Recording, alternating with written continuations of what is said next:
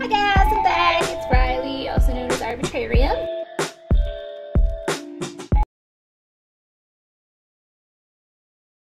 This is a book haul video, the second part of the previous one. I had a really big day that I don't have a lot of time off, so I went to Barnes & Noble and I went a little overboard. So part two.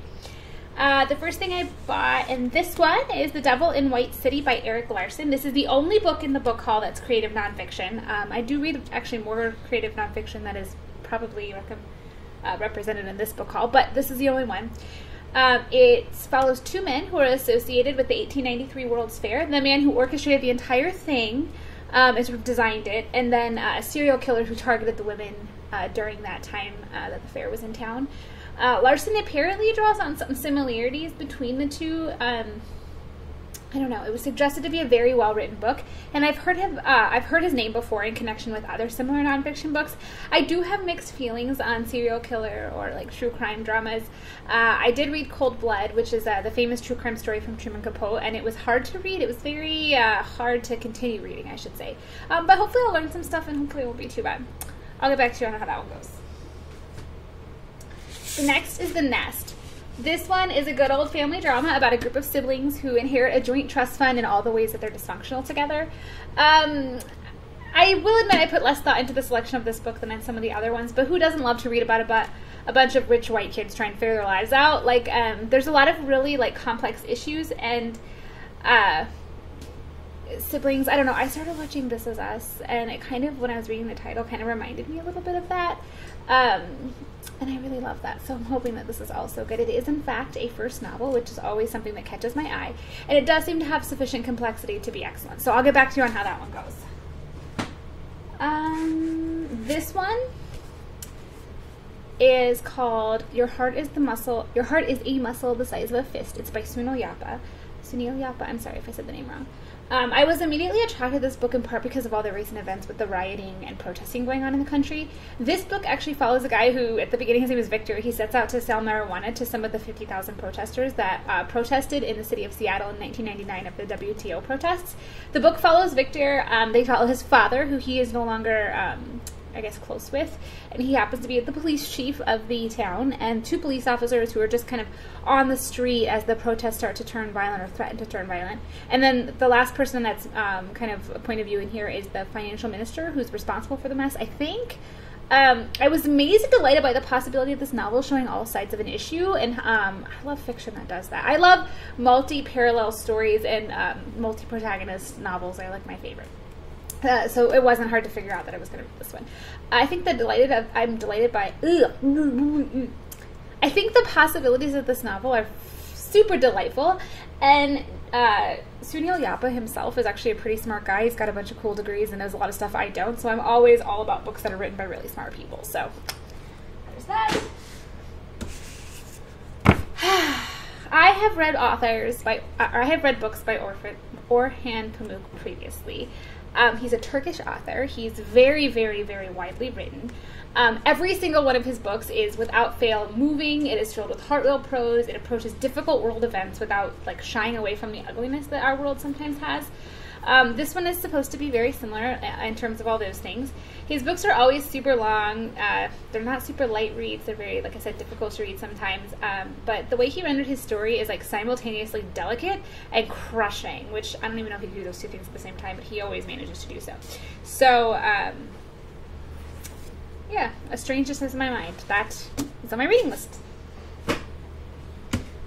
This is another one I feel like a bit of a murder mystery. I think it's called All the Missing Girls. It's by Miranda.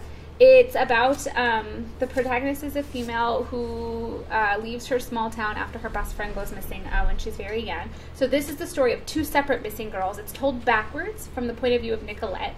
It struck me how everyone is still present. Like when you read the title, it talks about like where everybody was at that was under suspicion when the first girl left, and like where they're at now and what they're doing, and like all of them except for Nicolette are still in the town, like going about doing small town things.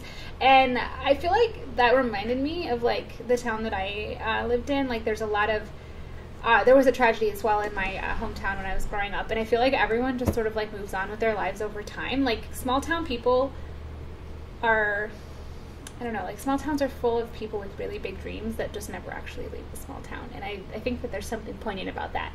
I'm interested to see how it goes. The thing about this one is that it appears that Nicolette is actually unraveling the mystery on her own. Like, I don't think it's like through the police or anything, so I thought that might be interesting.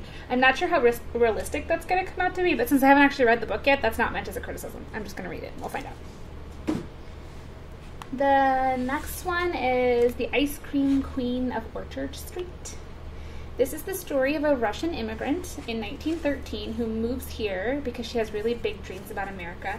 This is actually a Target Club pick. I picked it up the same day as I went and got the other haul, but I got it later. I went to go pick up some milk and bread, and I was in the book mood.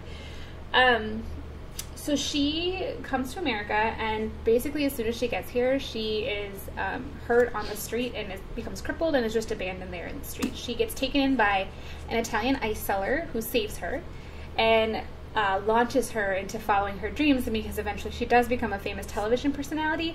I'm unclear on whether she's actually a likable protagonist, but it seems interesting, and I had heard of it previously, so I thought I'd take a look and read it.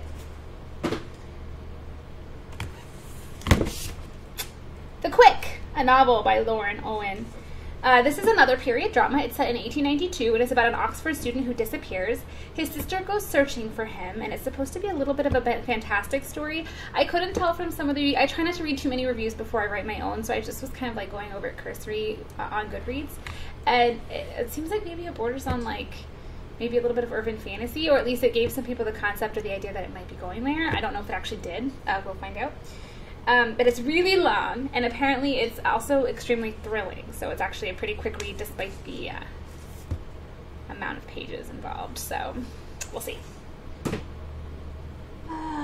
Okay, the last two are ones I've actually read in the meantime. Since I went on my trip, I've actually started reading some of the books, so I've read this one. This is the first one I chose to read. It's Ian McEwan. He's my favorite contemporary novelist, I would say. It's written entirely from the point of an unborn baby, approximately 38 weeks gestation, and it's about the baby eavesdropping on his mother plotting to murder his father with her new lover.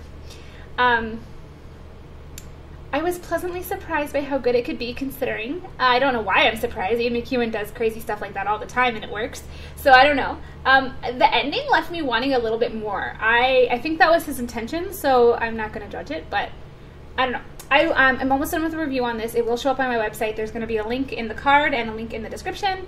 And of course, all these books, as I get going, will have reviews up online. So, nutshell. And finally, last and absolutely not least at all, in case you watched video 1 already, you know it's absolutely not the least of these options. A Gentleman in Moscow. It's by Amor Towles. This is the last book I've read most recently. I actually grabbed it before the rest of the haul. It was actually on the way up here. I bought it for the car ride. It's completely set in the Hotel Metropole in Moscow. It spans about 30 years. It's about a man who's confined to house arrest to his flat because he wrote a poem, and also he was rich, and it was following the Bolshevik Revolution when that wasn't the most desirable thing to be in Russia. The cast of characters is mostly the hotel staff. There's one very peculiar young girl who makes a presence known early in the book and kind of changes the entire outcome of the book.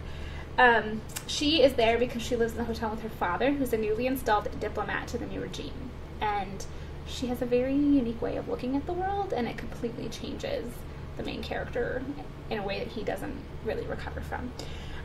This was a very significant piece of work. It changed the way that I saw even some of what's going on in the world today, in terms of how people view each other and how people view power and how people view money. I highly recommend you read it. I have a written review that is already up on my website. The link is, again, in the card and in the description. But consider it. So, thank you so much for bearing with me on my non-video game videos. This is what I've been doing with my time lately. I will return to video games. It will be probably after the holidays. In the meantime, I have been doing some other things, and hopefully I'll have some videos for you up pretty regularly. So thank you for sticking with me. Please like, subscribe, and as always, share with me your comments if you've read these books already and you have comments, or you have some recommendations for what I should read next. Always, always, always, always, always appreciate